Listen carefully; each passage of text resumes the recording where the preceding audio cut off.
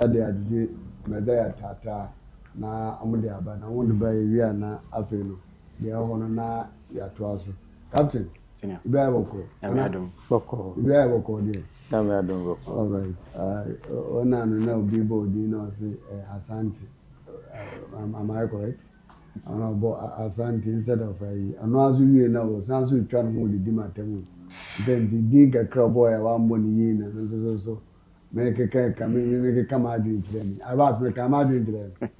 Someone carry. That is that. Yamfa a human Madaya Tata. O do yefu kesi waba ono ni unya Somafo Okasama akoma toyem dofo ti unya Somafo Zimbia oye huwo soro Zimbia oye huwo ase ashe viase yina rama dofo ti onya Somafo Zimbia oye huwo soro Zimbia oye huwo ase ashe viase nina rama dofo ti onya Somafo Ya Rabbi Ya Rabbi Ya Rabbi Aboso Nyame oyo nukwarefo Aboso Nyame oyo nukwarefo Aboze yine wurano oyo nukwarefati Ya Rabbi Ya Rabbi Ya Rabbi Ya Rabbi Aboso Nyame oyo nukwarefo Aboso Nyame oyo nukwarefo Aboze yine wurano oyo nukwarefati Akanmanye onam yarabi yeriko jemuwo atemuwada akanmanye onam yarabi yeriko jemuwo atemuwada yarabi Ya Rabbi Aboso Nyame oyo nukwarefo Aboso Nyame oyo nukwarefo Aboze yine wurano oyo nukwarefo Akanmanye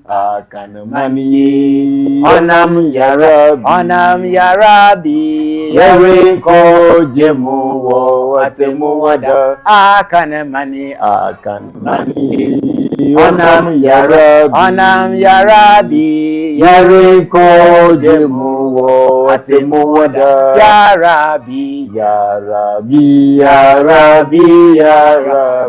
Ya Rabbi Aboso Nyame oyo nukwarefo Aboso Nyame oyo nukwarefo Aboze yine wurano oyo nukwarefati Manye Akamanu onam yarabi. Onam yarabi. Yerinko jemu wo atemu wada. Akaneman manye. Onam yarabi. Onam yarabi. Yerinko jemu wo atemu wada. Yarabi. Yarabi, Yarabi, Yarabi. Yarabi ye Abosu nyame oyo no kwarefo. Oyo no kwarefo. Abosu nyame oyo no kwarefo. Abozi nyine wurano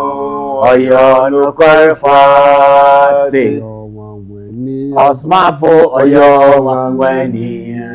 Oyo wangweni Osmafo oyo wangweni. Oyo wangweni Osmafo oyo wangweni.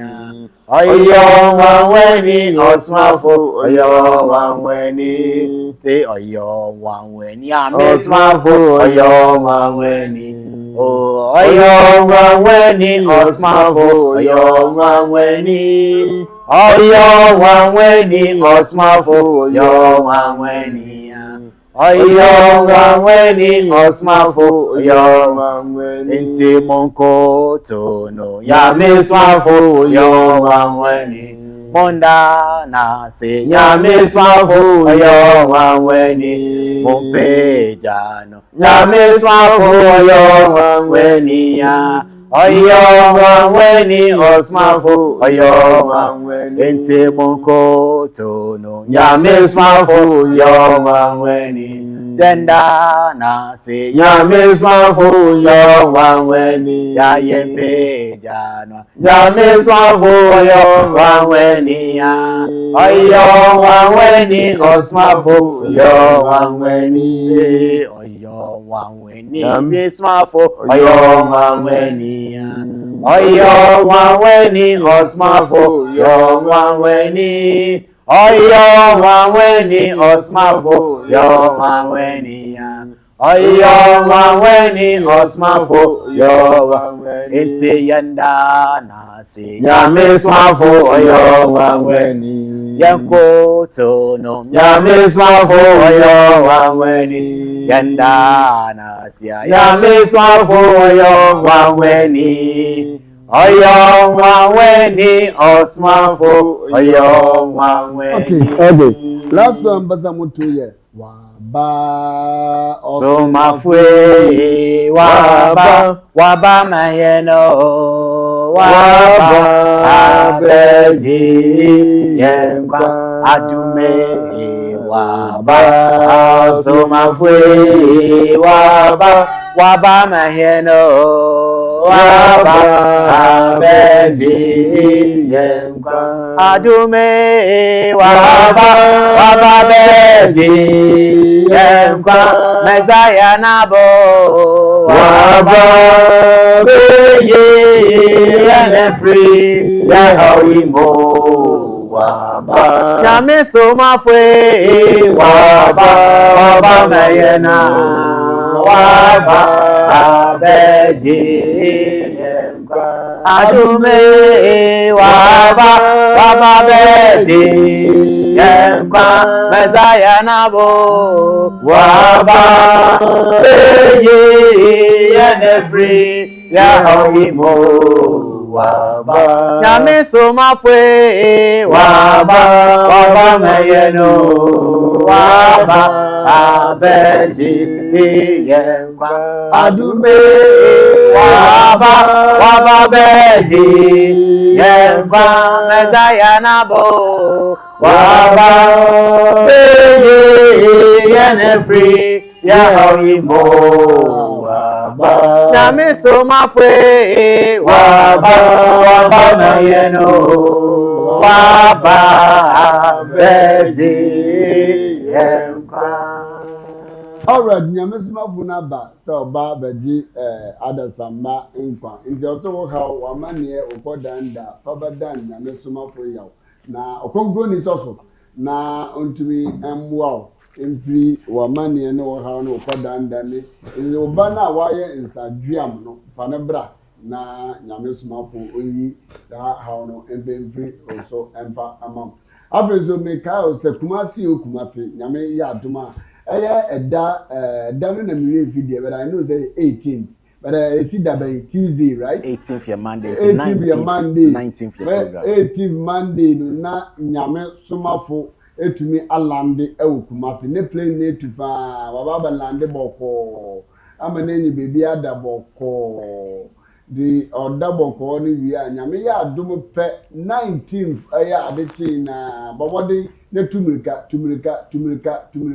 we ya atonsu lake road kumasi nyam asomdien tonton so present atonsu present atonsu mom or present atonsu lake road kumasi out of bondage healing encounter in the no na wo hwa wo screen so a obehu say edaso na venue ni K appear house high school junction the obie ni Matunzo high school junction na this man FM station the filling station pepper chain something change na chain or something like that FM station Taifa junction VC1 papa no the filling station pepe one Atunzu junction ude uni miyoka Atunzu junction Kwame Chi Dr. Kwame Chi ni filling station wow one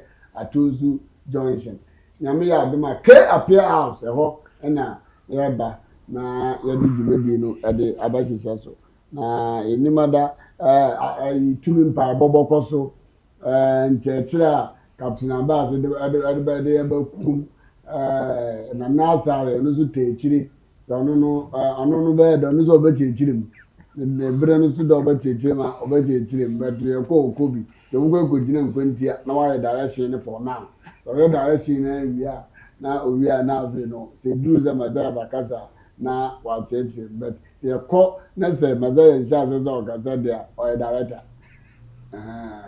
one there director edi omowa ebebedu na Sunday ni nyina nyame somafo ebewo eye kumase pa ndi nyame somafo na bibia eboko I believe so atonzu no kan wasam kakra atonzu no daban na ubediwa atonzu na wada nyama nyimpa expect emfiri wo ho de be si nenti esese wo be hu nyame somafo yaw ewo atunzu no na yehu na be yeso na akada TV fo na ngada so ba ye se de nti na akane ni na da abom da yan de ye hu nya wo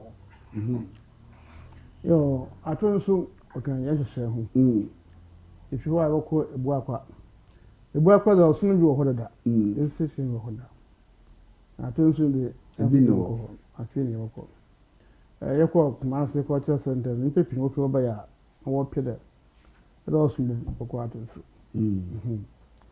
nti na yɛkɔ adam adwuma ni so so ni ushima aha wa da wodo obi hwe so na api ma show yankopon no ho asom wo bo na batna asase asom bodo na atumo so ahema mako nti atonsun oye brother never share ase which is 19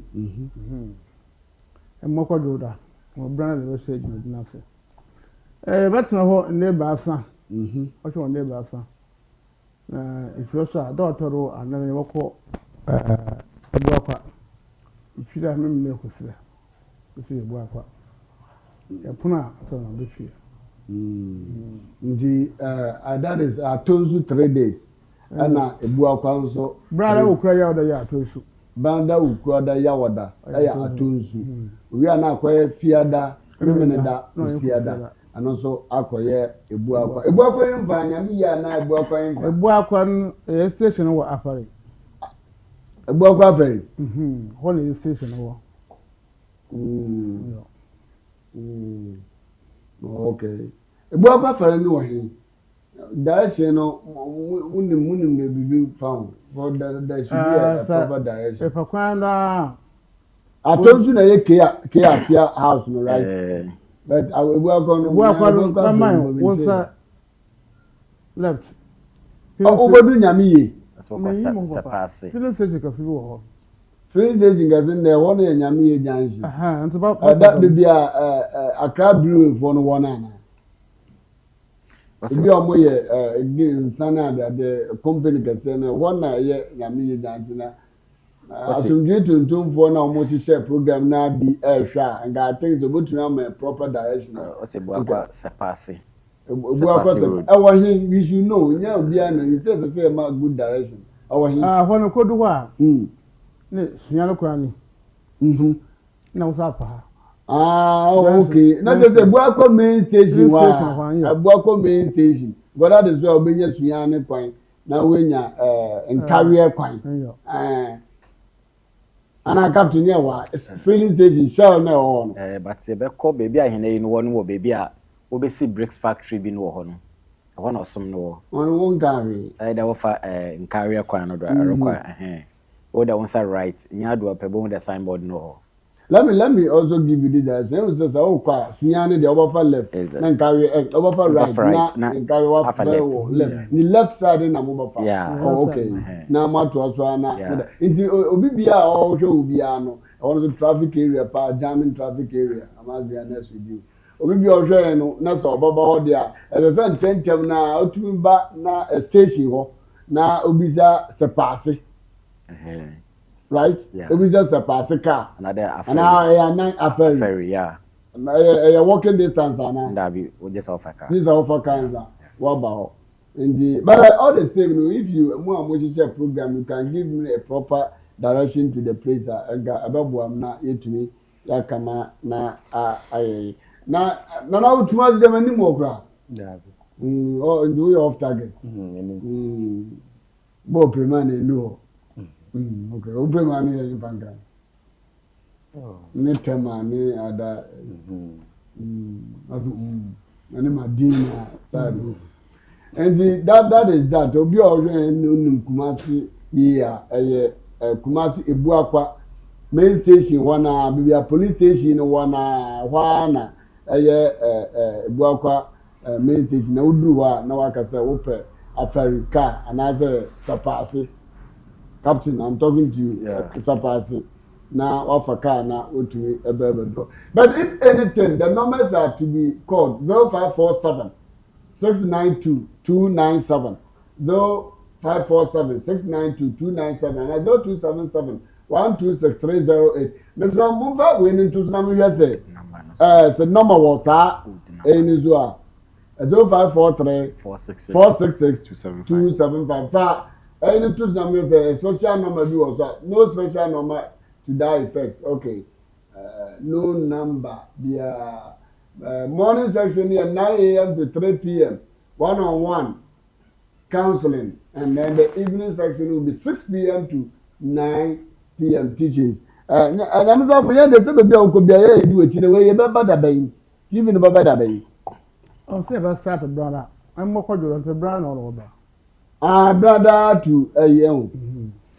Oh, okay. Okay. In the there's a team for more two brother. Much a Medina's brother. In the two brother.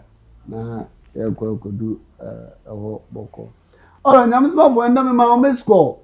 Now, score was an about Zan County. Oh, hidden. The Mahomet score be on about the phone though. There's a video be a na minim say be a father back very well. Oh. My mother don't come from me who was simple. I said or say go for adwene won yam na sam. Da can be no kwat. Aso yin plan so kan che won dem de wonyi movement. No was wo aja atum. No mpe maka wa som kran pogo. But kan wa sam so anka bobo so followers pa. Oh, on followers. Some now, honest about Muslims are my American book and nothing. I don't know for finding the old Yannick no, was saying long. No, forward the old Yannick, Crana, walk to test him. I'll be at the video look at Amber 4. na aka ho asɛm kakra na ɔno no aba nkantan but anyway sɛ wosɛ wo nka ho asɛm so a no so it's all good then no yɛbɛka about baptism right esubɔ so say nimpa biara ogbo esu is na John the Baptist the man should be no you can them na yɛ mpa wadwe nkyerɛ ɛna yɛbɛkyerɛ yɛ papa okay ɔyɛ no kware papa osi a yankopɔn ma John obi kan esubɔ bɛ Israel okay na chin Yesu na esu afɔ so wɔ de bɛ na the know the chiso esubɔ a wo ho yɛbɛkyerɛ okay ya nde be ko esubɔ mu pa be ko esubɔ mu ya mo fa camera ne to Captain Abbas so Captain ne Nana Asare so mo fa nto mu so no ya on pick you on a particular reason binti on fa nto mu so very well and Captain to wabano to sanu wabano to Waba somafwe waba mayeno waba beji yenkwa adume waba somafwe waba mayeno waba beji yenkwa adume waba beji yenkwa Messiah nabo waba beye yene free yahawimo waba Nyame somafwe waba mayeno waba beji yenkwa adume waba beji yenkwa Messiah nabo waba beye yene free yahawimo waba Nyame somafwe waba mayeno waba beji yenkwa adume waba somafwe waba mayena waba beji yenkwa adume waba somafwe waba mayena waba beji yenkwa adume waba beji yenkwa Messiah nabo waba beye yene free yahawimo waba Nyame somafwe waba mayeno waba beji yenkwa. All right, Nyame somafo na ba wo ye den a waba wo pe wo waba ono na zizi a na ban wo so wo ye den wo kwaso ba fom Nyame somafo asomfo ni nyina obi akadem wo ye den a wo ba kadem wo sanse tumi kase tena ase dia wo ye sofo wo ye nwanye wo nyina ba kadem so mo nyina mo mbra na mo ba je nkyerɛkyerɛ na on kyerɛkyerɛ na nsɛm na mo keka no mu za mo angata mo ayira na mo na o si Kristo fu bodi won ka ho na Muslim fo no ndo mo wacha fa so mo so stela a wo mbra na wo ba den wo mo sua de nti na ye besua esubɔ ho adesua sadia ya fa so a ebo esubɔ John the Baptist ko bo esu na okasa mala mpomensa unkutu sacha na sabaka sabaka unkutu tireza unkutu dia ende na so bu nda mauna nda esubɔ no esubɔ na ngasa etresen yeka esubɔ den ho na so bo esu obi na ese ye bo esu esubɔ ese ye du nu ansum ansa na trese ya bo esu ana yangiga mbom na Nyame babo tretre yango ne kyerɛ papa yebo wie no obira ase na masha so Yesu na nkasa na sema ɔde ba yedo kan kyerɛ Nicodemus John chapter 3 verse number 1 to 5. Osi yipa bi fi Farisifo no mo ho anizinzi Nicodemus a oye ji ofo panyin bi ono ara na oba Jesus nkyɛn anago na obese no de rabbi yanyimede fi Yankopɔn nkyɛn na abada kyerɛkyerɛfo osande obi ntumi yensa nkyerɛza ye gida Yankopɔn ka no ho Jesus bu ase no de nokor mesewo de sa wanwo yimpa foforo a oruntum hu Yankopɔn aheman no Nicodemus ka kyerɛ no dɛ ɔbɛyɛ dɛn na nyimpa a wɔnyi no wɔbɛtum awo no wɔbɛtum akɔne na ne yɛ mu bio na wɔawo no anaa. Jesus bua dɛ nokɔr mesew dɛ sɛ wɔmfi nsu nyi sunsun mu anwo nyimpa a ɔrentum hian Nyankopɔn ahemman mu. Hana asɛm no ɔyɛ hu papa bɛtɛ ɔbɛɛsi ada nyimpa a wɔnyɛ subɔ ɔntum kɔ ahemman ya so ɔyɛ hu paa ya wa mbo esu no so amu esu a na nkɔ ahemman mu na hɔ no ntaase ebi so wɔntum ntaase da nsɛm ka yibo wiem ntaase nyɛ mba nti esubɔ ɔnya da wudu agro kra na me yehu da wɔyɛ yi no he ɔnya da wudu agro odika John the Baptist na wɔbɔ esu ɔde sunsum na esu ɔde bɔ esu na dɛm sunsum no ɔna bra ɔrɔbɔ Yesu esu ɔbɛsen no do esu asɛm ni nye dovu no ɛwɔ sunsum na ɛwɔ sunsum kronkron mama na ma ebien nkurɔfo yi mu hwɛ ɛwɔ sunsum wɔ hɔ na ɛwɔ sunsum kronkron so wɔ hɔ na John ɔde sunsum ɔbɔ esu Yesu sɛ ɔde bɔ esu na ɔno ne mpo na Yesu bɛ kana sɛ yɛ dɛm esu bɔ bi ɛde ntum kɔ ahemman mu sunsum na esu ne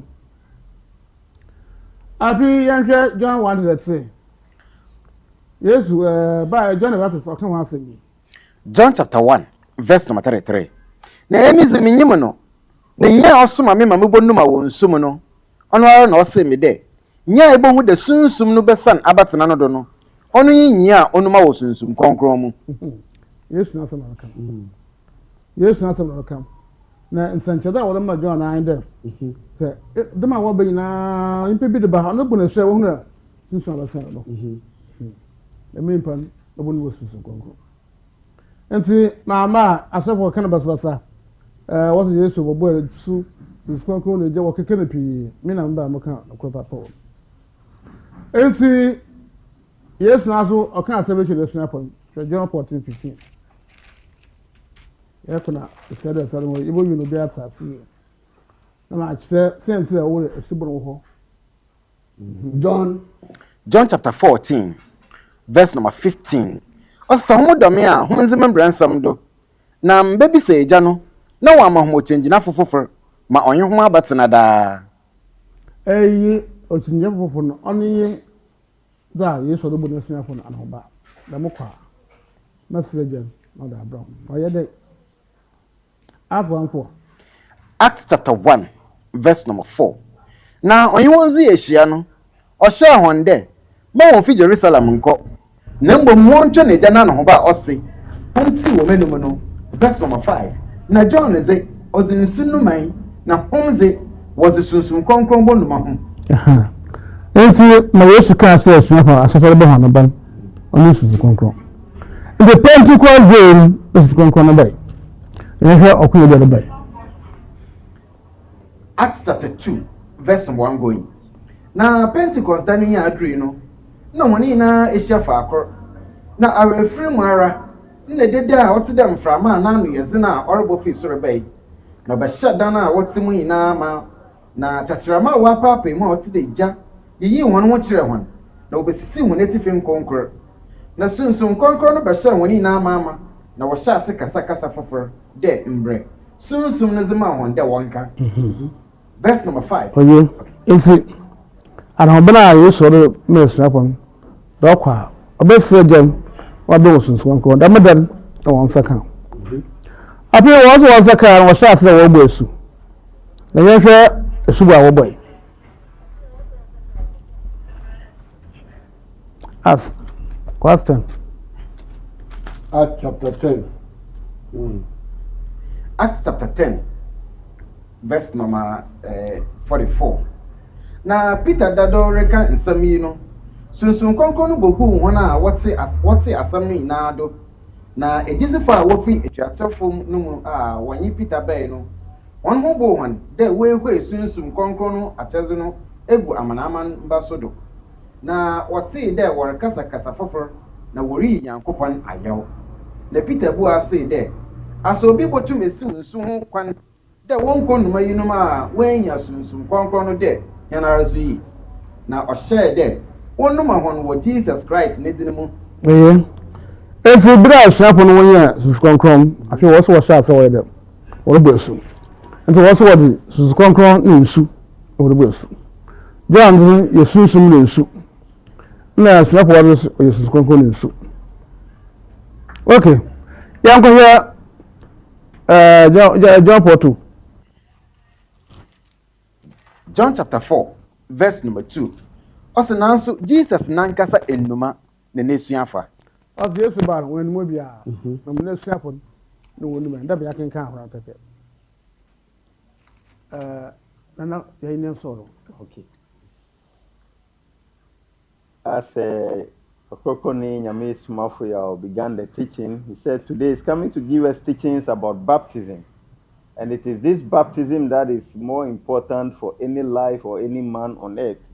And because we don't have the understanding, our pastors, our preachers, they do say it anyway, they feel like explaining. But Ɔkrɔnkrɔnyi Nyame Somafo, as he's giving the teaching, mentioned that baptism, as he has said, came to the people of Israel through John the Baptist. He said, it is he who came to first administer what is called baptism. And he said, with him, he came with spirit. He uses spirit and water to baptize the people. And as he has said, he said, John the Baptist told them in the scripture that was read that the people he is baptizing, one will come of whom the Holy Spirit will come and dawn upon him, and it is such a person that will baptize with the Holy Spirit. And so, Ɔkrɔnkrɔnyi Nyame Somafo, as he's giving the teaching, he explained to us and mentioned that yes, as John the Baptist was administering his baptism, which is of spirit and water, then Yeshua whom we call Jesus the Christ came and he baptized him. He said, yes, Yeshua whom we call Jesus the Christ also said something to his disciples. In John, as was read to us, John chapter 14, verse number 15, that was read to us, which he told them that he would leave them and then plead with the Father to send them another comforter. It is he who will come to stay with them. Ɔkrɔnkrɔnyi Nyame Somafo continued and told us that as he promised them this, as Yeshua whom we call Jesus the Christ left, later the comforter that he promised to them came to them, that was read to us in Acts, and said that the people gathered and then the Holy Spirit came upon them. After the Holy Spirit coming upon them, it is this that the disciples now began to baptize people, as was read to us in John. He continued to explain to us that as the Holy Spirit came upon the disciples, they also began the baptism by using the Holy Spirit and water baptism. That is what they also administer. He clearly explained that Yeshua, whom we call Jesus the Christ, his time on earth, he never baptized anyone.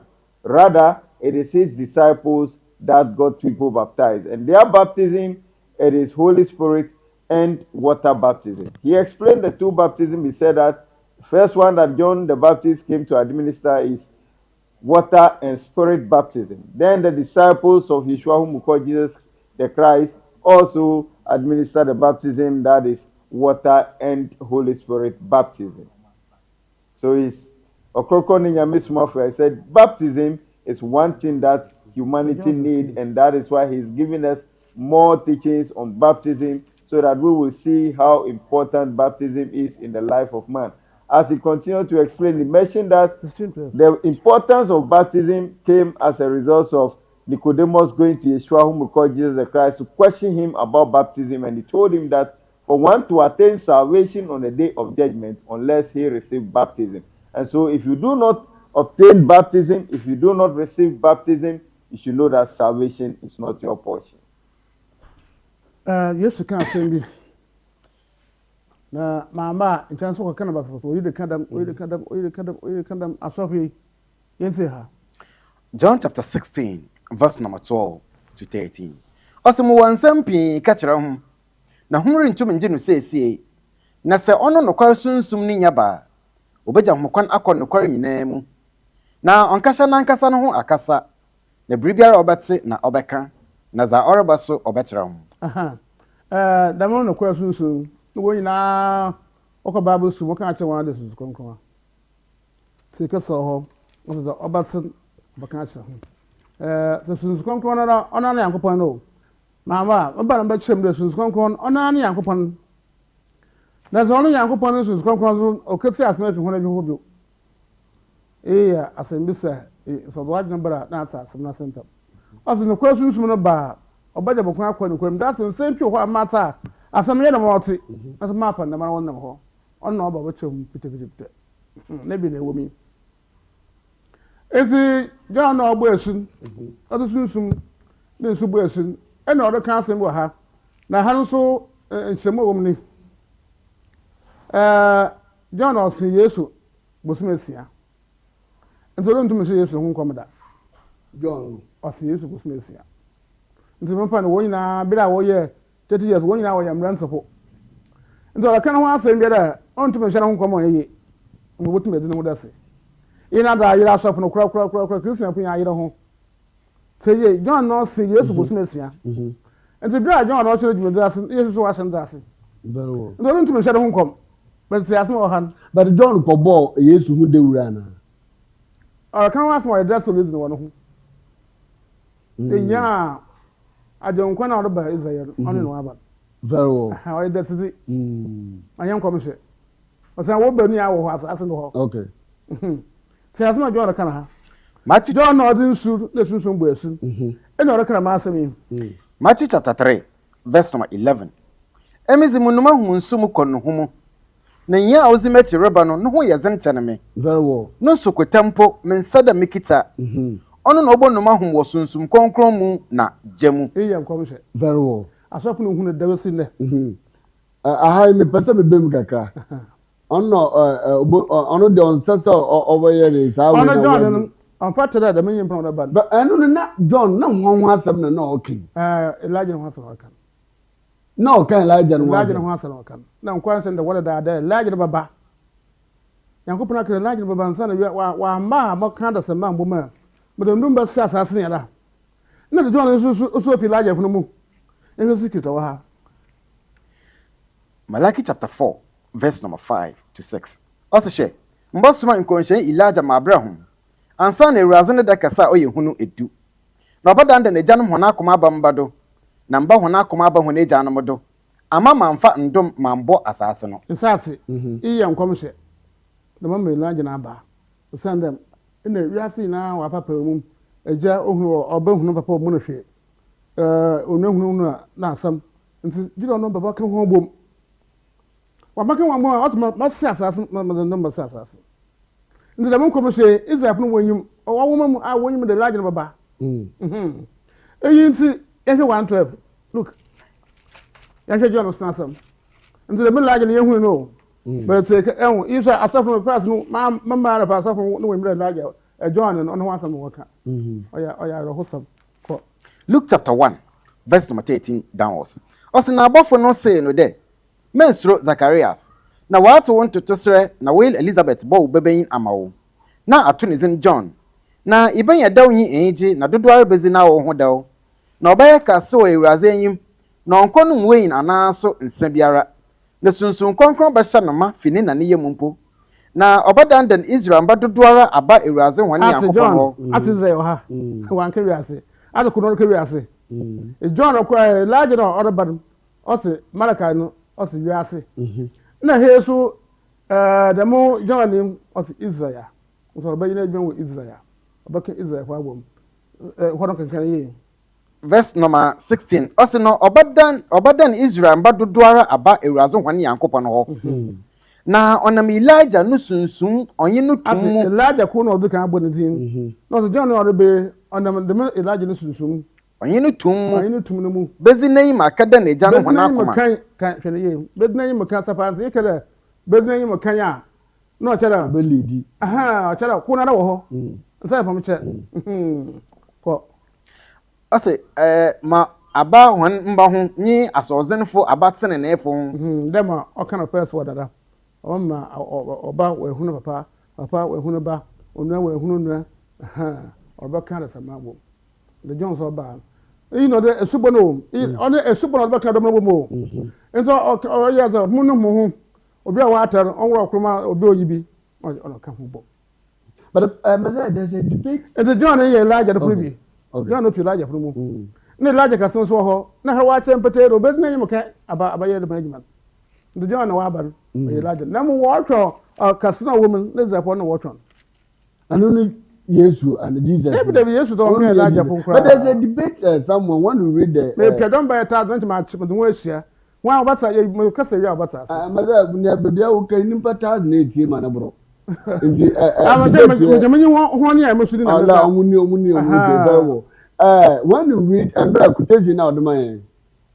John chapter 1 verse 19. John chapter 1 verse 19. Oh, Umbra. I saw was a John, no, Sredder, of a kind of quarter, down the legend. Oh, yeah, who there? When who read downwards, all the court down, and it was a huge debate. What kind of police station, no Mazo, and they have been watching you. And now, what's the hand of government there and simple as maybe preaching now. Yes, when we were doing the preaching, as one John 1:19. So we there now we there the back up to 34 now. Let's say, and then Messiah and now your friend is saying John all kind of was now John was talking about Jesus. Babe, never could Jesus sang on the when I was a John name. I suggest assessment. And what the most say measure of a bad not assassin. What the one number will stand it. It won't ask that. John Nankas also yes with just assessment. And the blood John should with Dassin. This is what she with Dassin. What's the action home come? Papa, what's the uncle? Say 5:30, you ever have. She jumped 5:30. She has no use on the kind. It is so. John chapter 5, verse number 36. What's the name is it? As my banana smoke a crable. I saw you going now down. Obey what me make now. I won't be more than me. Quote. I said, name is it? What does the fortune? What does the fortune, John? The John, all the years know what I say. Unto me, I don't come. What when I would know, I don't come. My papa, I don't come. You don't ideas in our wedding way. And commission, as no best that she, them a traditional prophecy. As no best that she. There 50 years, 100 years, 200 years coming. As no best. On open on commission. Sassy. Then you put on open here with no, but I don't come. Until yes, I'm watching with her. Everything would have supported John. I said, yes, in a John, I have not yet know the issue. What I am with more than me. What's the issue? Well, John, one and Bubuna buy or catch and say, me baby, me say, me mobile will sooner yes to catch and say, wait, yet, me and my show, Jesus, me and my show say, yes, I did. John, anywhere who, yes, rich Maduro busy. And see, rich Maduro busy. Now, this is also kind of John, you're innocent. So, Bible, you have a call. Can come on. John chapter 1, verse number 19. Ɔsɛ na abere agye ofufi Jerusalem soma asɔfo yin levi fude wɔn ma bi sɛ ne da wɔn nan wɔn na John zi dasi ɔpɛ mu kan na wansan ɔpɛ mu ka de yemi Christ no very well no ɔsɛ obi sɛ na ɔwura Christ na sɛ ɛzɛ fo yin dɛ waagye nkwan ɔne Yesu je mete to so osini fi hɔ da agye nkwan a ɔre be Israel ɔre Yesu Yesu ɔba me sɛ wa ma me wiase Yoba epiaka kwaja ma ya ham am ho oyi mo yanketin ketu wa mada ye dumbo asop ye wo yanketin ketu kra ko Jeremiah chapter 31 verse number 31 to 34 she ndareba eraze na ose me Israel fi na Judah fi bezi ahyem foforo adi Israel Judah wo ye adoko nara ose me hu bezi ahyem wa kiri ase enwo laje na kiri ase yi wa kiri Israel ndo me yaso yeye am da me nyina wonyim asa matrase na kodo aso ka de ko ose onti de ma hyem a me hu ne janum zi wonde a me so woni sem no me yi won Egypt asase de no ma hyem a wotin ma yakopon hu ozi Leviticus wo ose se obi ye bona onkoto ogwen na osofo onkuno mfa no boje no pata no bona no da ma de be onti do no papa he mpokwa wa atwa Yesu boje no mu da mo ka sem boje otwa Yesu boje na so wokan won sa asente woda ta Yesu boje do nta da maka hada ekwe zaya aka Yesu boji na wajen kwa akwara ka zuba kan wajen ya biya osana yi obakana nkwada wakasa ko iza fo imo hwe sanya ko bana wa aka da first no mo wo kwa aboa wo de pata obon da amre be ye do amsro no wa ka me be sha na em ta be sha na em da na Yesu owu e na to wa aka hyɛ dem adana na na obiara no ho atɔ ne sɛ ɔsɔ ɔnsi de ɔno sense obi verse number 32 ɔse ɔnte dɛ ahyɛmu a me hwene agyanom zii wɔn da a me so wɔn nsɛm no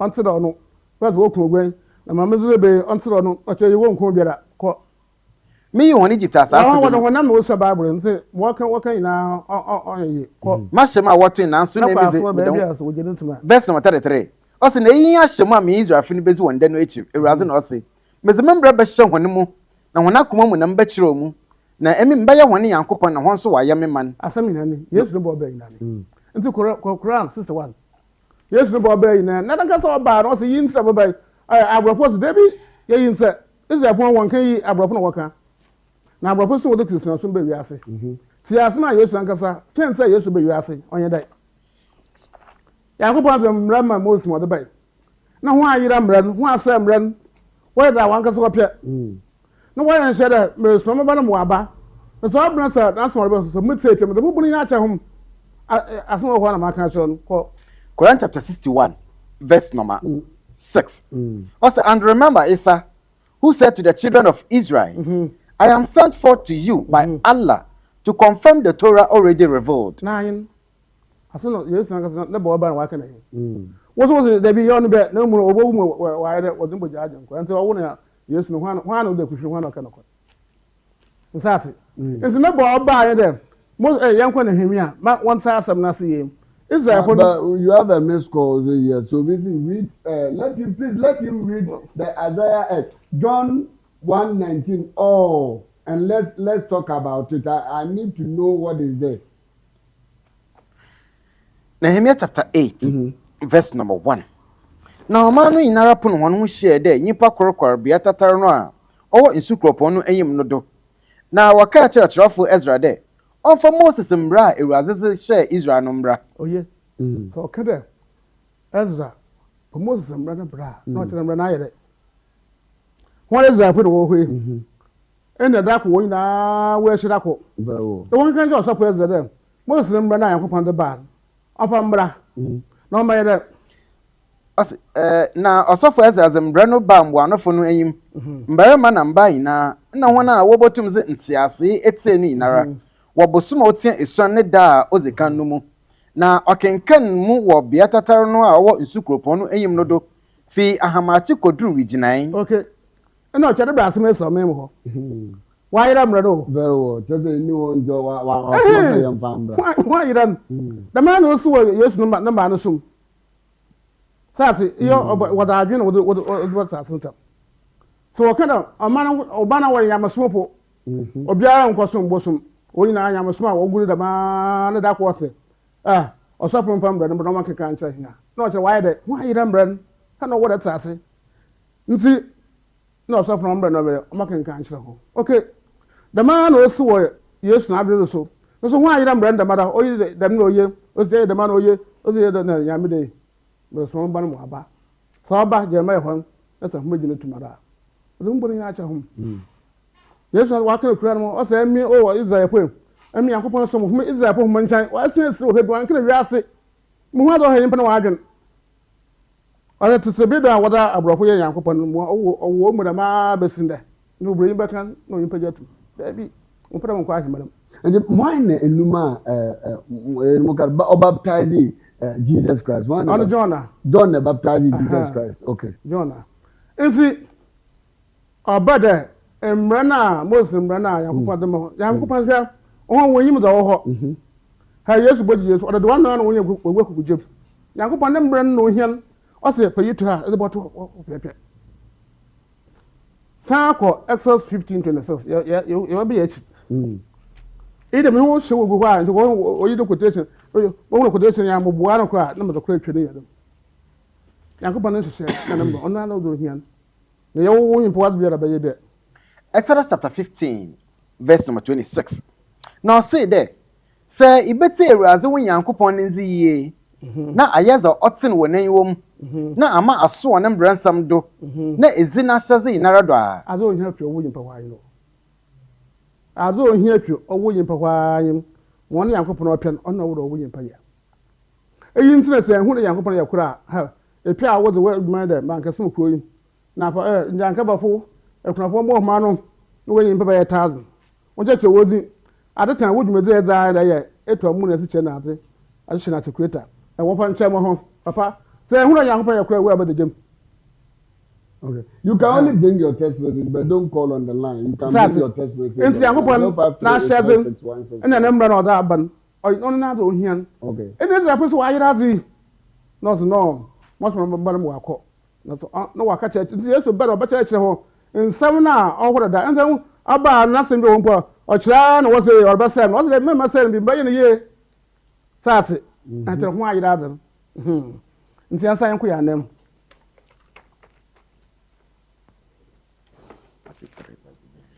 You're 119. The camera. Oh, could taste another 1,000. Yes, so the kind in Amano. I say 119 to 34. Or persort Onyantia say, oh. Neither.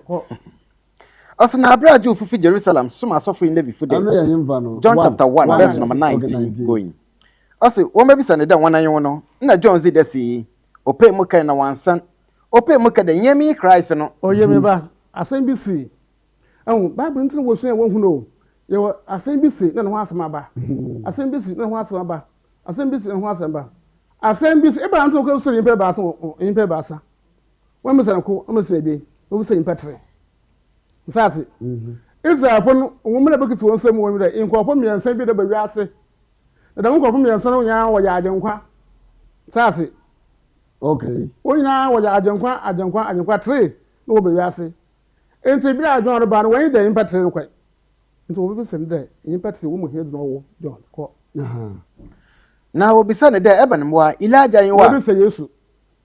I can Elijah. Obisa I want Elijah. Now will be Sunday there, Ebenwa, Elijah, you are. You are what a class. Eben and moi. Abraham watch that. I want to wanna. I want to wanna. Hey, he was a couple and so. What do you find? So Yemi, you know. Also, there be Yemi Elijah. In Quenche, you know you are. You may not say you should buy. So I don't qua. very well. On no one, No boy the oh. and yet say. Asa. About one was a four. About one was a two. I want them a young something. One break most of the cancer on them attention. Then sit and one myself. What was it? You are class and one break water. Or some commission or Bible more. Or whatever I mean. Very well. Baba. And so I'm yeah, I don't quite what you met to 121. Yes. Yeah, close to Malachi 4:5. Or Elijah. One bar, so now, but say, I don't quite. Now, being close to are there 19. Kitty close to As I chapter 19. That's a one and China. They don't know why the chairman, Mamma's no way on my row. As a moon can say, I'm not, yes, I don't know by then, no after her, no. But then why that Vietnam, you Father 1919. If you have a broken once in a year. As I ma into Christian being the commission, Yankopon Osman, or Bible. Isaiah chapter 19, verse number 19 to 20.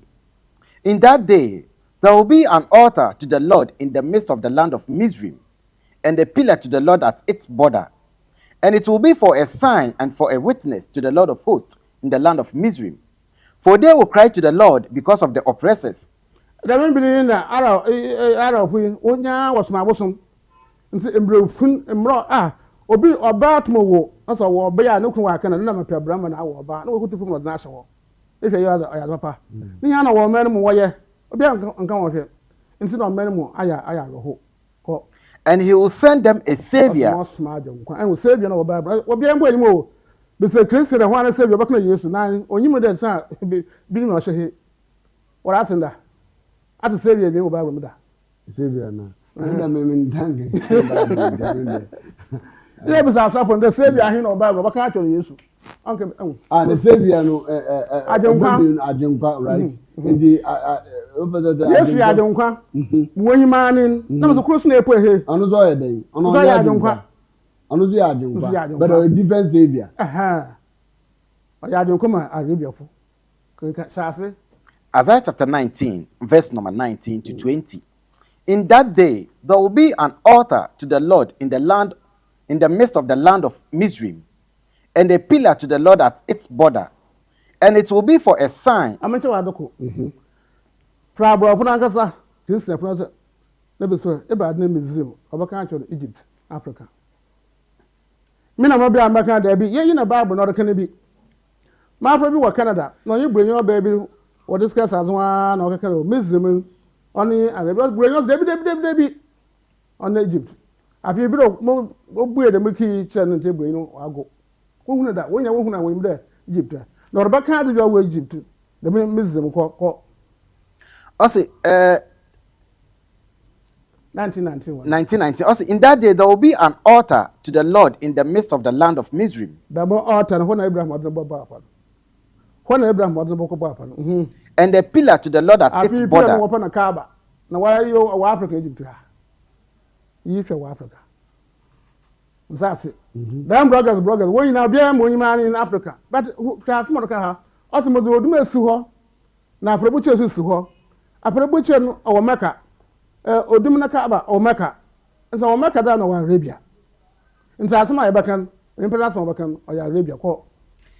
And it will be for a sign and for a witness to the Lord of hosts in the land of Mizraim. For they will cry to the Lord because of the oppressors. And he will send them a savior and a mighty one. And he will deliver them. The Consul Mohammed, I mentioned that we can on assembly. It's easy to put it to the message. The Consul of Arabia or Yajonkwa. I feel like about Yajonkwa. I feel yes or Yajonkwa. Instead of what I can send there. You better send you the walk when woman here now, John. About one of the supper also, what I've been a man. No, be said that, I didn't know what to say in paper. Woman said that. When more she call. No will be sent the Eben wa Elijah you are. No say the yemi you know. In conscience you are. Now Obua de Oho. In Patri. We say Christ. We say Elijah. We say Commission in Patri. In Tassi. Now I brand to be fit up them. The my Branson or your Brogaby. The impet. Now Mamma Crop in the Christian. Also, Abrahamic. Offended. Abrahamic religion. Man, who are you offended? Open Abraham. I don't know who could be. Some the brother won't when you say Abraham. No, the impet. And my cousin, Modesty, my cousin, Maca, Modesty, than a can. In Prangas of Sherman, the Abraham about who's in Silla. As I'm a performer for friend for what can't me, I make natural. And so I don't know what's there, umbrella, or tongue. That I'm no upon. They give a Ubunkan, the moment of some of the court. Mutu no na mayen what aka dagino hu nsa na ba I bro kwen bon kama na manse no nse he na me beating also John onana Elijah no osrensi na odan na no dam na mo hwe ya me na konse fo won se dabo won se hu yempe yo the second thing simple am na kwa na ba ka chiro ena mo ko bue ba bia John no Elijah no mu onye Elijah fo empanyefo onye no bi ya ba John, Luke 1:12. Luke 1:12, yeah. What you have no bunch. That's what the name I want to know what the man could say. And what says when you say, when you know what says when you know what and the man will know. John or Elijah for me. I saw Matthew 11:11. Over more 11:11, there, man, Nana and Coca Crana. We are not on Matthew 11:11. Okay. He's Ɔkrɔnkrɔnyi Nyame Somafo will continue with the teaching as he's talking about baptism, and he mentioned to us that yes, the baptism that he's talking about, say John the Baptist came, he administered the spirit and water baptism. The disciples of Yeshua, whom we call Jesus the Christ, also administered the Holy Spirit and water baptism. And he said that yes, as he's giving us the teaching, baptism is more important in the lives of men. But because our pastors do not understand, they explain it anyhow to us. But yet today he would like us to understand the baptism clearly. It is this that he said he is allowing us to understand how Yeshua, whom we call Jesus the Christ, came, and then the baptism and the scenario, the story concerning his arrival and the baptism in the scripture, that he allowed the scripture to be read to us in John chapter 1, verse number 19. Of which the host then asked him that this is the verse that he would like to ask more questions about, because there has been a heated debate that he has to read from the chapter 19 to about chapter 34 to about verse 34. John chapter 1, verse number 19 to verse number 34, and that there are so many questions that concerns Yeshua, whom we call Jesus the Christ. That as John was talking in the scripture, he is talking about Yeshua, whom we call Jesus the Christ. It is this that Ɔkrɔnkrɔnyi Nyame Somafo said to us that no, John the Baptist is older than Yeshua, whom we call Jesus the Christ, by 6 months. So at the time John the Baptist began his work on earth, Yeshua, whom we call Jesus the Christ, is also on earth doing his missions on earth. And so Ɔkrɔnkrɔnyi Nyame Somafo said that John the Baptist would not be able to prophesy about Yeshua, whom we call Jesus the Christ, because they are all on earth. And that when we talk about prophecies, there are things that would happen in the future.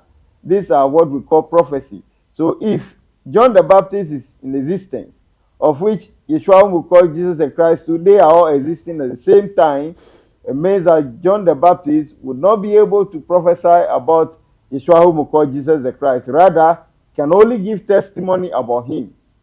And it is this that he said, that the scripture that was read to us, it mentioned to us that John the Baptist then said that there is one who will come, and that person who is coming, he is greater than him, John the Baptist. That even he is not worthy to unloose the lace of his shoe. It is this that the host then asked that it is said that John the Baptist is giving that testimony about Yeshua, whom we call Jesus the Christ. Ɔkrɔnkrɔnyi Nyame Somafo then said that that is never true, and that John the Baptist, the prophecy he mentioned there is not about Yeshua, whom we call Jesus the Christ. Rather, he is talking about an Elijah who will come in the end of days.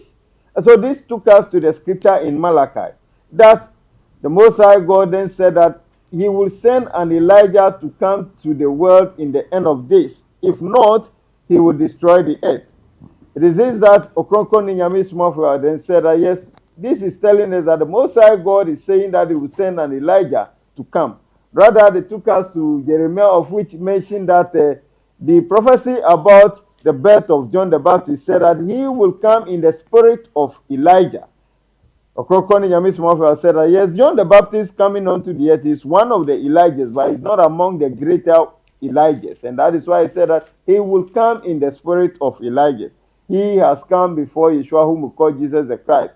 Again, another scripture to be read to us, of which Yeshua, whom we call Jesus the Christ, said that the one who is the greatest, giving testimony about him on earth, is John the Baptist. Ɔkrɔnkrɔnyi Nyame Somafo then said that is why Yeshua, whom we call Jesus the Christ, said that the one on earth giving testimony about him who is the greater of all is John the Baptist. He said this is because he and John the Baptist are all on earth at the same time. Ɔkrɔnkrɔnyi Nyame Somafo continued and said to us that it is this that the people, the Christians of today, our pastors of today, do not understand. So they explain it in any way they feel like explaining. And that it has been said that in John chapter 1, verse number 19, that has been read, the Pharisees or the messengers, those who are sent to Yeshua, to John the Baptist to question him, they asked him about the fact that is he the Christ that is to be sent? He said no. Then they asked him about the Elijah that is to be sent to them. He said no. They asked him about the prophet. He said no, none of these three. So Ɔkrɔnkrɔnyi Nyame Somafo then asked that why is it that the people do not ask about two or ask about one fellow, but rather ask three people? It means that they have some knowledge. So he took us to the point that he said, at any point in time, the people of Israel, when they miss their laws, then they have to then get a new one. And so that is why he took us into the scripture that they call on the priest, the chief priest called Ezra, that he should bring the scriptures and come and read to them. He said when they said he should bring the laws and come to read to them, it means that they have missed the laws. And so they want the affirmation of the laws. That is the reason they call on the chief priest to come and read the law and affirm them to them. He said, as Ɔkrɔnkrɔnyi Nyame Somafo is explaining to us, he said, in the olden days, the Most High God gave the people of the children of Israel a law that anytime they commit sin, they should buy a ram of which should be killed, and then its blood will be used to atone their sin. Then he said in Leviticus, it is mentioned that that is what they are to do. The chief priest must be the intercessor, then use the ram that is being bought to intercede for them anytime they commit sin. But it has been said that the Most High God said that He's bringing them a new law, and that new one that is bringing, He will put His law into them, His message into them. And it is this that He will use to bind the children of Israel. It's Ɔkrɔnkrɔnyi Nyame Somafo has said that that is the coming of Yeshua, whom we call Jesus the Christ, and it's nothing about His blood, that His blood is to come and cancel all sins. Ɔkrɔnkrɔnyi Nyame Somafo has said that is not the message, and that if you go to Israel and you tell them that the blood of Jesus is in to atone the sin of men, Ɔkrɔnkrɔnyi Nyame Somafo has said they will look at you and think that you are not a reasonable person, because it is not that. He mentioned that sending of Yeshua, whom we call Jesus the Christ, onto the earth is only for the people of Israel and not the entire world. Come to John chapter 1, verse number 19 that has been read. He explained that the people of Israel are aware that three saviors must come onto the earth. One who will be the Christ, which is Yeshua, whom we call Jesus, who is Yeshua, whom we call Jesus the Christ. Then the one who will be the Elijah, as has been mentioned in Malachi. Then one who will be the prophet. So Ɔkrɔnkrɔnyi Nyame Somafo has said that the people of Israel knew about these three saviors that are to come onto the earth. He said one which has come, that is the prophet, is Prophet Muhammad, may the blessing and peace of Allah be upon him. He said that it is he that has appeared in Arabia, in Mizraim, that was read to us in Isaiah. Ɔkrɔnkrɔnyi Nyame Somafo has said that all these prophecies that he has mentioned, the one that talks about the coming of the Elijah in Malachi, the one that talks about the coming of the prophet in Isaiah, the one that talking about the coming of the Christ, he said all of these are saviors that are to come onto the earth. But yet the pastors do not get this interpretation, they do not get the understanding well, so they speak about it any way they feel like speaking about it. Ɔkrɔnkrɔnyi Nyame Somafo said that these are the saviors that are to send onto the earth. For Christ, He is for the children of Israel only, and not the entire world. I'm sure that you have. Why am I bothered? See, I saw her. You asked if we are a Christian friend, man. What can I say? Matthew chapter 6, verse number 9. Demonti, whom sorry the empire used to kind of one money. Yenaja was sir. Wasn't one so one his embra. One your powers, I say, do there or sir. Oh, yeah. That one, the Macan. Yes, we can't have a mutton. No mobile hunting. I'm shot for 13 years. I'm shot for Matsakasa. Custom die made me able in there. But can come up with a bit of good was there be. Yes, one kind of with there. No yimpan or year. Ate. Oh, yes, one kind of with there. The yimpan or year. Yimpan at sharp and way. Name Mr. Canada. Oh, yes, we can there. The jar was wouldn't know what so. Wouldn't know what so knock at a papa can't be quiet him. The book is with that, but I mean, what's the uncle the one so it's not him. Na so enwo da waka we so ada pa 100% what when you be better. Na say e what wa waka when you hwim. Maka na hot happen by 6 years ago. Da mede na pope na wo na Bible wo choro. So ma se da maka so ye ma sa maka. Mo so pe na da maka sa ba. The eja was so wouldn't what so on the ka papa. Emra mbaka na wo so for ma so pe wo bi akin bi da. O didn't want to go forward na yi o ye ku nsam no hu nka. Sase. Nti the mechanics will be ambulance who ask don't say that mechanics. No, one board and Casama on your papa, the baby, I have no mark on it. I'm a good warrior. Okay. Yet I was a wooden one so Waka, I saw put a cabby, Pope put a cabby, or you put a cabby, Bishop put a cabby. What can I say? But yet I'm not. Okay. But, Mother, I haven't seen there's education do high, but the moment fat education in Nasa, so now. Nasa remfa sai hono no yare ana this yeja was within winter na brofu kana brofu no endru baby na yade that is our father who art in heaven hallowed be thy name. What does that mean? Hallowed be thy name. Hallowed be thy name. It means that you are calling for holiness to be on his name. It means that you believe his name is not holy. so you are calling for it to be holy. You believe that the name is not holy, so you are calling for it to be holy. How? Now what can You said hallowed be. No problem, Marcus Wilson one sassy. Okay. So when you say let there be light, okay, let there be light, it means that there's no light. So we say your name be holy. It means that the name is not holy. You are calling. No, you are calling for use the word hallowed be thy name. So the holy is the hallowed. Okay. So hallowed is the same as hallowed be. Hallowed be thy name. So it means that hallowed be thy name means holy be thy name. Very well. That if holy be thy name, is it not an expression or expression say ono nimpano let's say may expression say no papa or nimpa titri is ni dino ehonte. Is it not like that? So ehonte as hallowed be thy name. So as hallowed be thy name, it means that the name is not like that. Is why I use the example of light. When you say let there be light, no matter how the place is clear, if you say let there be light, it means that you perceive some darkness. Nanka what can then? Hallowed be thy. Hallowed is your. And then so he taught us. So Ɔkrɔnkrɔnyi Nyame Somafo came to redirect that statement and said that we should say hallowed is your name. Papa nin eyi na kan Yankopɔn na na yaje. Mama cha osmas mo ho. Yankopɔn na ko. Da men da men nyina wanyim na obadi akwa hen ma yeye. Ense Christopher wo ber wo go break out na atasa. Obedi da ade ba china wo sa na wo se. Am cha o sikito ho. Yankopɔn na ho. Ato o pe wo pe no sabran. Ato mo chen. E be kan agba sabran. Ansa na akon wo asama yede. It actually, and the years can have one kind of said the Yankopon, wouldn't what so. That's what Bans are Brian. Tell me, you hear a maddy in a maddy about sorrow. That's it. Never can't get not tell me the open president, it could not not the James Capital or more.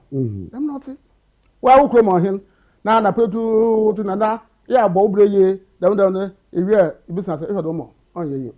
What is the boy and Sabrina? The cowboy, Uncle Pon Sabrani. Then you are most of you when you mosh it. That's it. Well, you Uncle Pon, they'll catch them. Some of the work that was the woods and what so. And Sabrani and son of a catch and one in Nimbra, one of them, one on the Bissa and the Bissa name. That's it.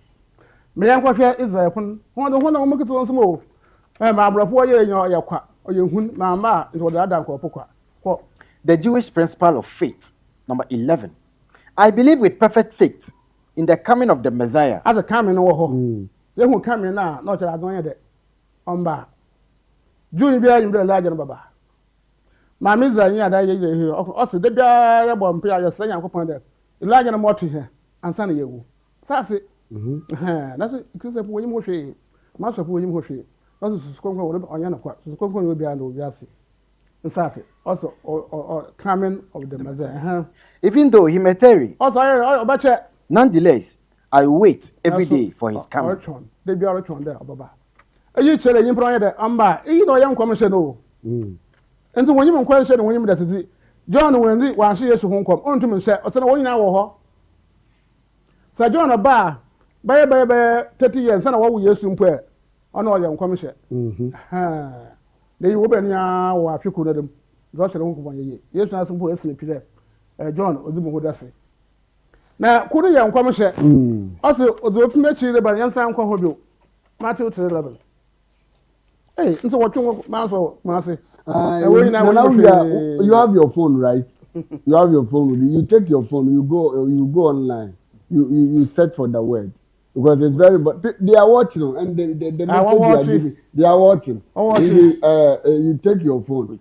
You take your phone. Go to boss. Hallowed meaning, the meaning of hallowed. Oh, but you know, now what's the proposal, brother? Yeah. You take the coming and queer point. What's the Granny, you know, no proposal. See, bring the head. On the brain imports us, so I can know what the Bible you bachelor of people. No, the bachelor man so happy. Matthew chapter 3. Verse number 11. Emezi munuma hunsu kono humo. Na yan ozimechi reba no ho ye zentene me. I am commission. No sukutempo me sada mekita. ono no obo numa hom wo sunsum konkron mu na jamu na ma se yamba watch ma so Yesu na ba wo enuma sase na bu kan John 4:2 o Yesu bo wa mo bi lesu ne se watch da ma so nti da mesu konkron o je ma ma na ono na be se sira mba chiri papa pe sare yapo obi da mpi de obanya bi enye nyimpa bi era no de chi when Yesu konkron o je Yesu bo o wura ahemere me da o se na Yesu bo na esuafo na wo de ba otwem okoda da 325 AD na me Yesu bo de fi wiase nti abrofo na yankwa Trinity Trinity no wo be Yesu bo de fi ho na wonyi mo hwe na wataaro wo do nsum wo ko no won suma na ya suma awar mo si ba ni suma awar yara wo bo so dem obi wa abu ne mo wa abu asu be nsum ma no baptism na nya papa da wataaro ko The Gospel of Barnabas, Appendix 2. Emperor Constantine brought a greater part of Europe under his rule, and secondly, he began to support the Christians without accepting Christianity. This, the belief of Trinity became the official religion of the empire. Fearful massacre of Christians who did not believe in Trinity followed. No, yes, let's do papa, and that's the previous. Yes, let's do papa, no, Antioch. And now, bro, we want to about some Trinity. Our Trinity, or what that, I was some 700 years. I said, what we used to. And so on, I'm not some cry. Okay, sir, yes, let's do put a million and company about. Ate, the fearful massacre. Incorporate when you look more in a. Corporate when Jan walk more in a, open in 10,000. The books go. Now, Hannah question a war. The man snappy, the years to this is small order. More boy in person. Sassy, the work when you're there, incorporate a person or couple walk up and away. Sassy, oh yeah, just call us papa. No, to the master watch the wagon. Don't know why you will cry. But I'm not so. Yes, National Queen, and I asked to one, others come from board. So, come from board on the water bush. And now, Brother Cook, I want to say, this is come from one you. And the Babylon, need 2 minutes, yes, need to like us all one, of course. In a secret or home, or Sinako Mazay Biaba. Mazayan Okra, need 2 minutes to ask us, and the captain may be a provider of a bar. The people are here bien say God. The people no bapena ko no tonight. Oko. People no bakwa na ko. Yes no tumen. Na nto abatna wa kap me bra ko me baba. Je bato kap me bra ko baba. Na so abrofi boku won yara. Da me na tumen ko so. Yes no tumen wi asejo. Na me no kware. Nti aso bo api na me bra so ba wo nyina yo bwansam. Nti wa bohu asu na so wo bre. Wa bohu asu na so wo bre. Wa bohu asu na so wo bre. Ma yan kwa hwe Matthew 11 Yesu ka say wo. Oyi mu ho ka so do ba do weji. No what you man so kuma say. E kwa tun sire we sem ho. Matthew chapter 11, verse number 11. No kwa mese homede. Wona mba awo honi nara mu biara mpo eyi a oye Christian John. Ate Yesu asoma ka ha. Ate asoma ka John ho asoma ka ha. Ozo ho am ya wo ho nyara. Obi de mpo eyi a oye Christian John. Dem ka say na see that. Yes, you know, my Mary. Eh? And other kind of John Nelson way in other. What's a minute? Echo to more church and pity. Then shall see Elijah upon one more. Yes, one or two. There Elijah upon a bossy and upon a rabbit sauce of one young or they can't wear 2 4. There are 2 women used to pray. But therefore, what by Moses say, there that going out with a 2 from whom I was. But yesterday, Elijah put the one more. Now, Elijah also wanted to make a bassa, number 7 or her, number 5 or her, number 6 or her. Yes, or Elijah, but no, yet number 5 maybe. That's what no say, John. I can't put a number which you try it. Young call, ain't see, since you can't call no just one, maybe. Yes, on to more bit more. Now to more. Osana, if you large a plumber, didn't to bother me. It's much more money. It's a large number that the school just about or about. The on here the Impia, or your school to get a suban, and I can say, yeah, much action. On here the Impia in the best body. Osana, Yankopon da ban bi azo ze so ma bambo onye susko ku na Jesu bo Okay. Say boy say Is nsuo mu de no out of coverage area. Anu na wo say da e wawaren nsuo no wawaren manum na de ade. Mama sure. Okay. Okay, kana aso mo Cape Abranzi if mori ba me chen wa pap. Na aban na osi ya be kwa mrama wo ya bebi open na go ni ya. Sase. Na maka a chere ma me wota woro.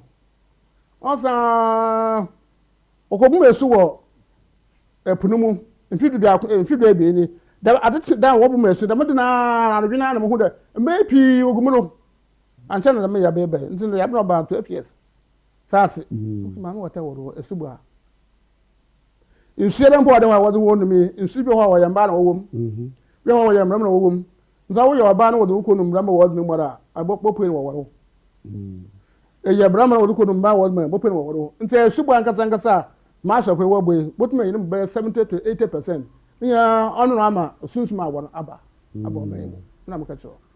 Ophelia Bissell or say, I'm Ophelia from Obuasi. The books he was talking about, that is talking about the Barnabas, was given to us to learn, not for us to keep it. Oh, my Kamasama papa. My Kamasama papa, or Pero learn or more Shibi. Nankasan, I'm Master Makade. Na makeria we obetu wutsirim mbu kunu wa ankasa wonhwe a e bia wotuma sua obi sate bia ma aka dem without ke Barnabas ke Bible kin adam nsase nti mo kan na omra mo hwe bi ai obo to obeye bi ensi sunsun awon oye subo ma so ko oboye no do sunsun awon ba sunsun kwankwan no je subo hiu hia da nyimpa bia oye bi dem also ahụ wọpụnụ sunsun na ja ọ ya da bi Okay.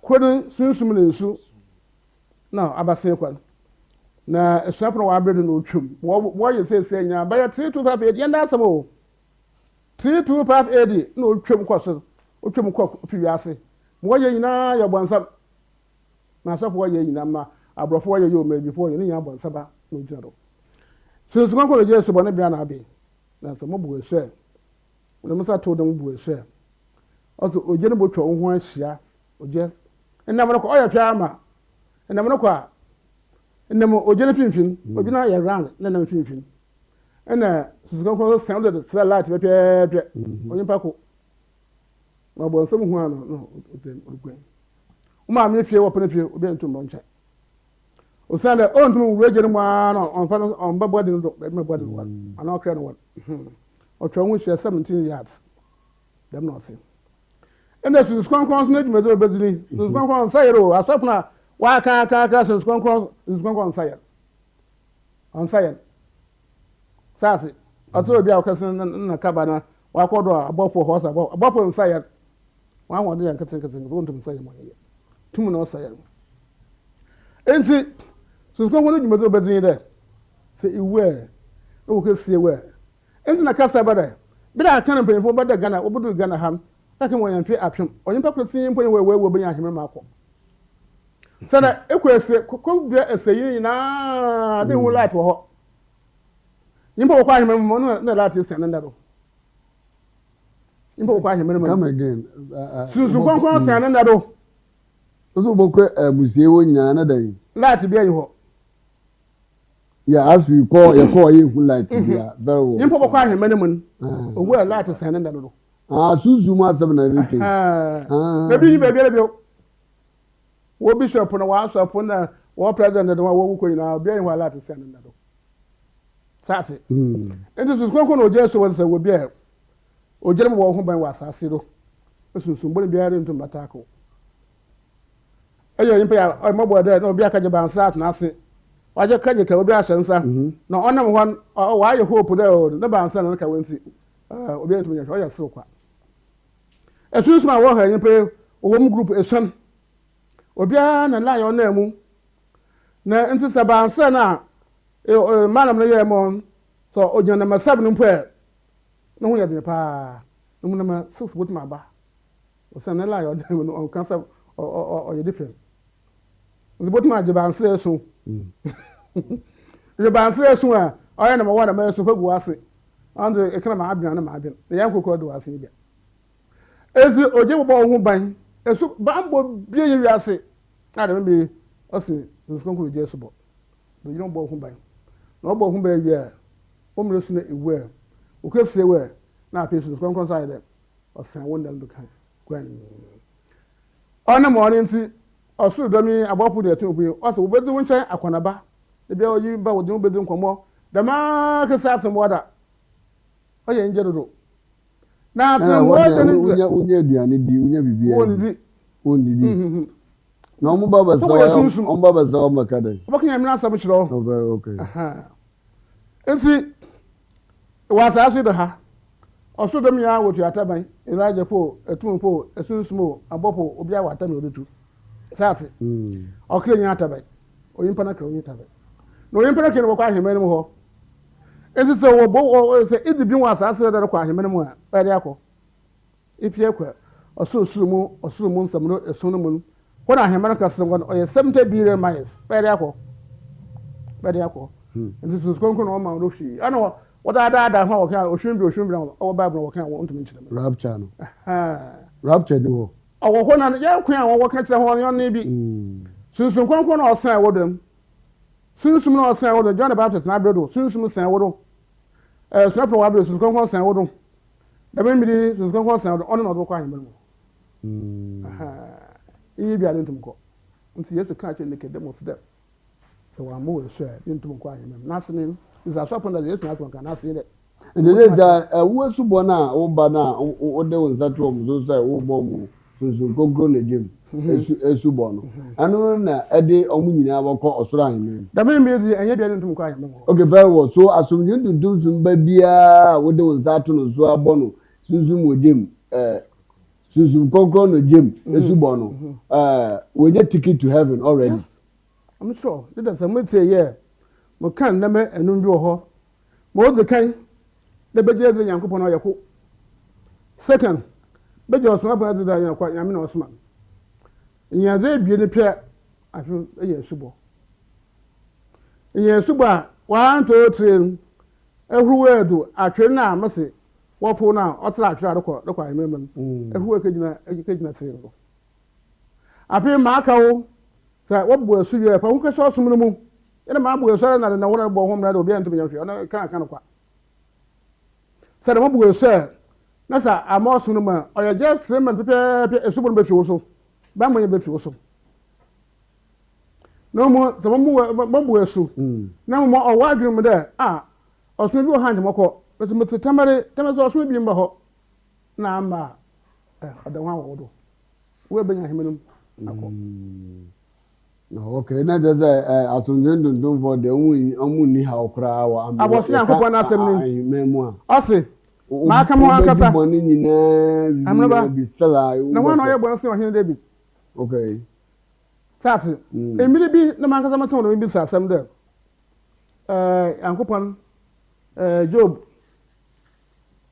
abɔkɔ Job ɔsɔ ɔtwe na so ma ntwe ba yɛ mo sa na hwɛ ɔsɛ de bi ɛmo nso limpa nhwo ɔyɛ ho mo kasa ɔsa yimpa wɔ kasa na mo twe yimpa na so sɛ efunma mo twe no mpo yɛ nkwanse pa wo ba nko emu yimpa na wo ya nyame de twa sa wo bɛyɛ bebi agina wɔran bɛyɛ yi wasa ase de ha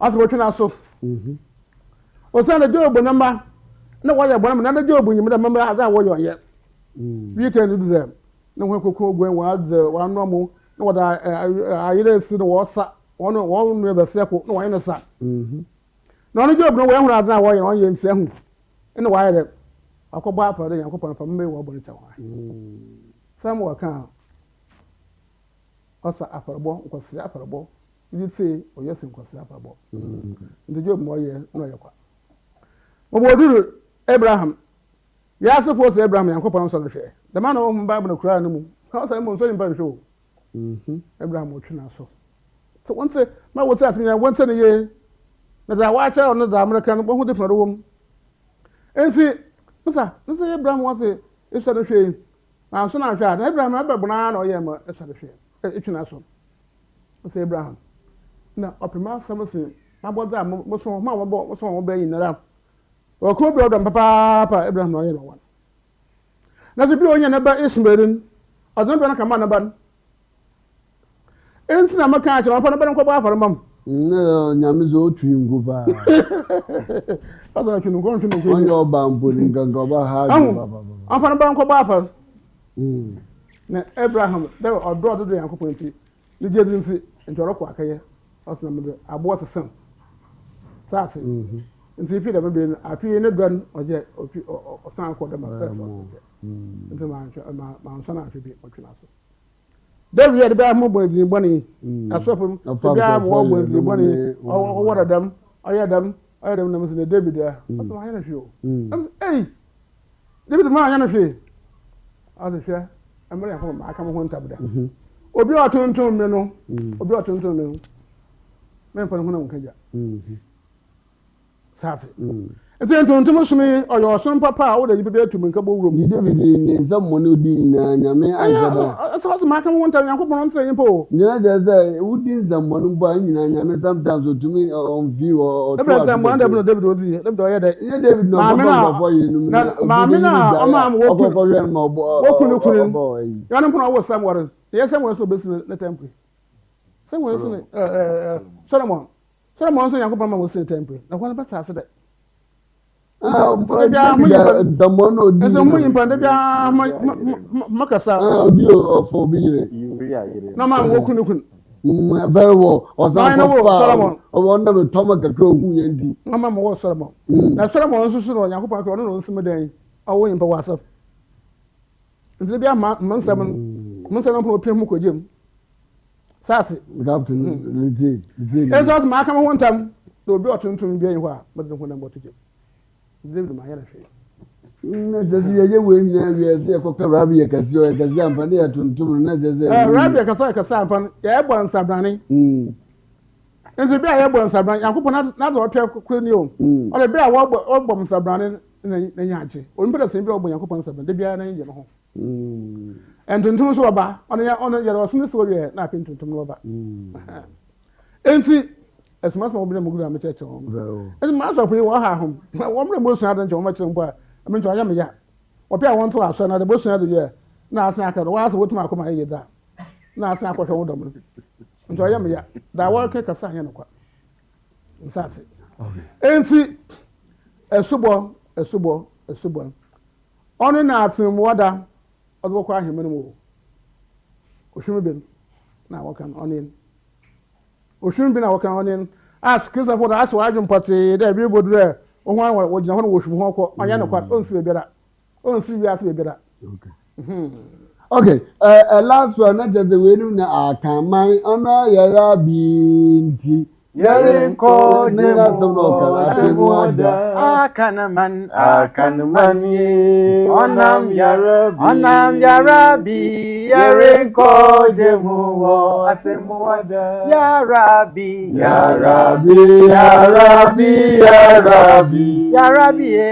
abaso nyame oyonu kwarefo abaso nyame oyonu kwarefo Abode yine urano oyonu kwarfa akan ye onam yarabi yare gojemu wo atemu wada akan man ye onam yarabi yare gojemu wo atemu wada yarabi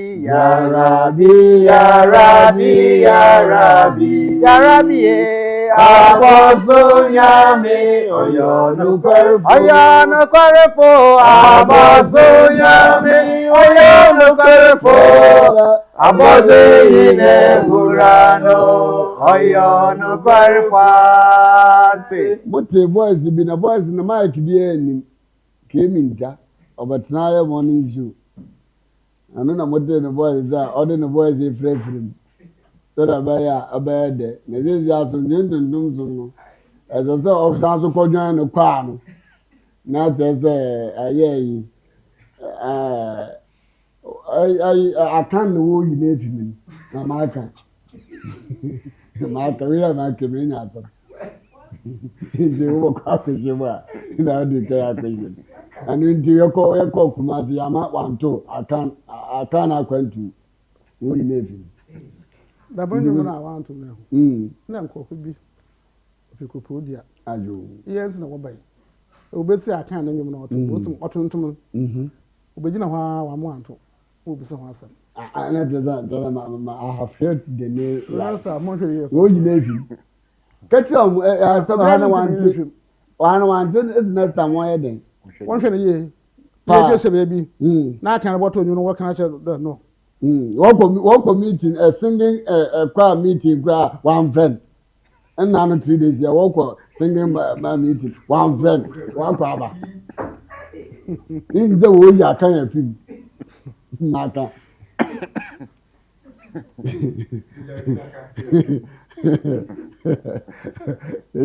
But there's a moon.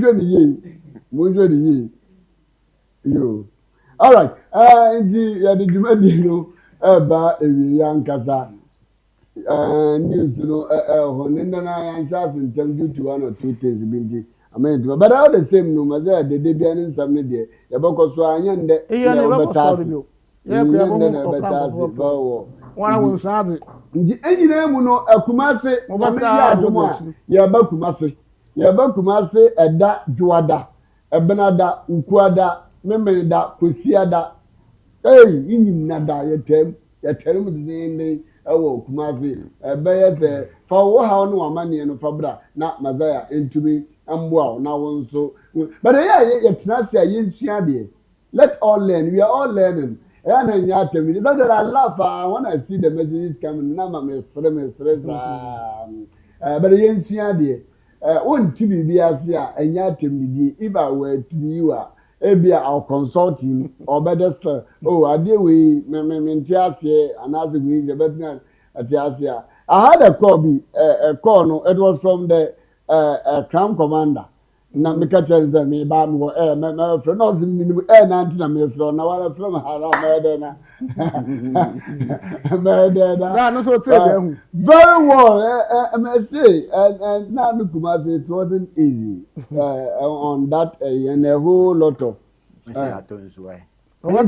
na me ya do ya ba tonsu na if atonsu 3 days right fi atonsu na straight to ebu akwa ehoso 3 days na one I say Sunday service, no.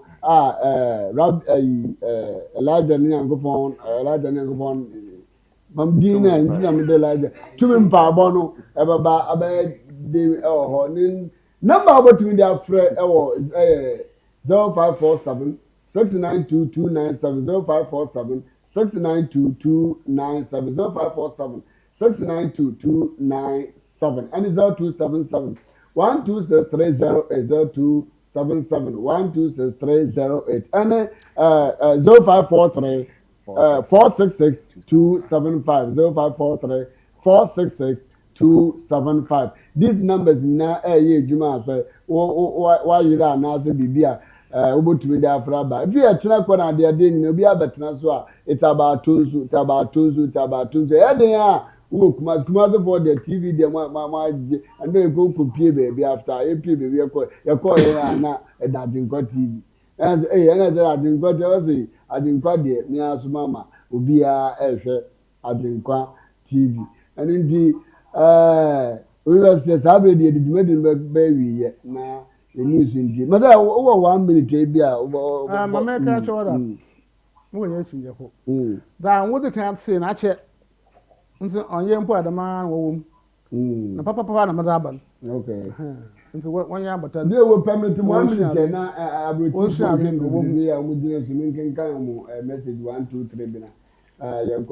As you see the head also assume you Rabbi Yakasi and for watching you live from USA. Amen. Hallelujah. And my member from assume you joining you live from USA, learning from the end time Messiah, Rabbi Yakasi and for Etta Williams assume you from USA.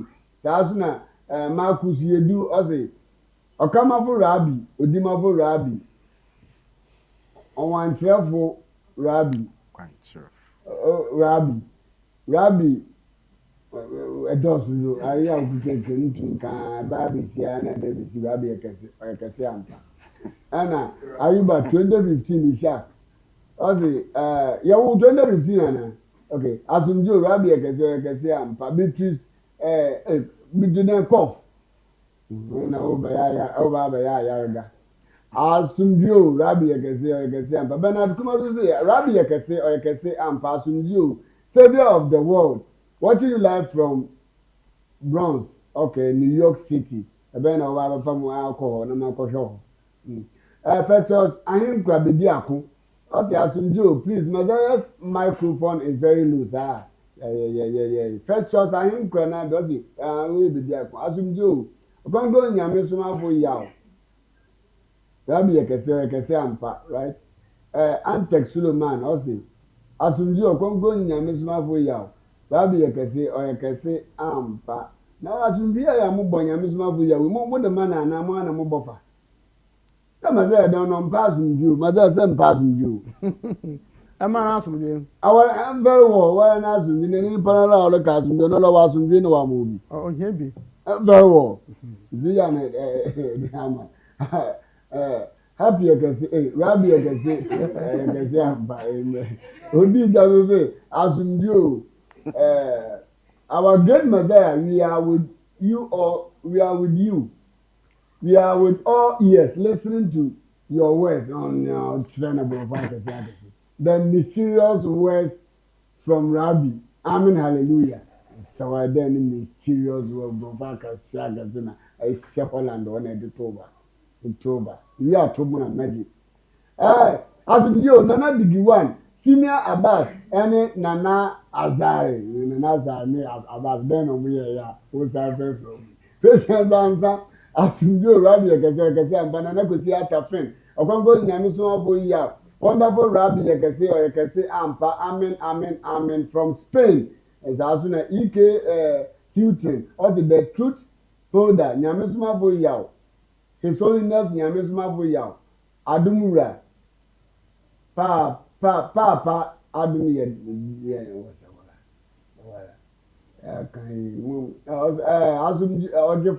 Ojefo biara ni wo ojefo ni rabi na wo so de aba okay efo mana say asumjo rabi ekese oyekese ampa ba panka sa na wo so kan asumjo rabi na ndi edi na wo tira bibia wa sisi bia no ya na wo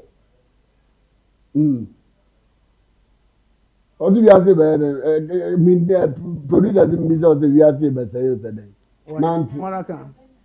Odu da bene I'm just answer be can be odu wona ma ho ahwe. Won ya Answer wona ba am can be kan da we ase be say na nanti. Anya was ye mi zawi. We ase say ma kan ma be kan wo yes yes. No ya 500 years. Waka. Aka 500 years. This is I'm about. Oh, I'm going to buy 6 years. You never know that having a 6 years. I say me ever know me. I will yes, but next week look at and that's what kind of also so them when you oh no bad when you all right. Now I was saying uncle sense there. Some ya mutu mekan emi fini mu na mabai Yeah. so ye bra yesu na kan wasan ha o tin ya me suna no ba asai bra badi le da kire ho Bro. nti ya sin se na ka fa Okay. Me da say India no na wa tire no do ko so mu. Ani na no na e wo tire bi bia wa sese bia no ya na e wo wiye. Nyame ya aduma nkai nyina obehyan wo kumase na ya to so atonsu ene ebu afa na ya to so ho. Ani na wo tire bia wa sese bia ya na e wo wiye sabi de na digi makra. Amanfui asem de dapa anything abrani nyina se nyankopon man no ekọ ahohiehie mu a tumfo nyankopon soma no somafo ma ne beje om oye bi wo Moses abreso oye bi wo Yesu abreso oye bi wo komsheni Muhammad nyankopon asumdie nka no abreso ende di ekire oye ne wo Elijah nyame somafo yawo abreso Ghana ye nyankopon ne man te say Israel ne Arabia na se de ode osom homa ne kronkron bia